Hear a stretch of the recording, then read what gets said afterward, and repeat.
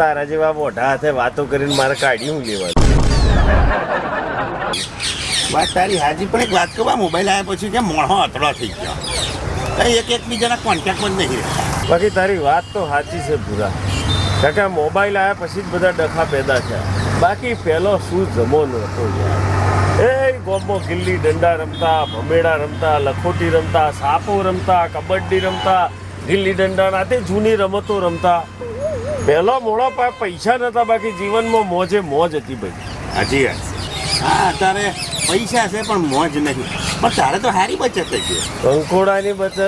હમણાં ઘેર છે એટલે બૈરું કે હે હેડો હેડો હેડો ફરવા જઈએ, પોણીપુરી ખાવા જઈએ, મોલમાં લઈ જાય, શોપિંગ કરશે અને કલઈ પૂરી. કંકોડાની બચત રહેશે. એ વાત સાચી.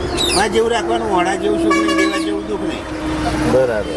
જીત એક વાત કહું, મને સારું પેન્ટ ઉપડે છે, પણ તને જોઉં છું ને પેન્ટ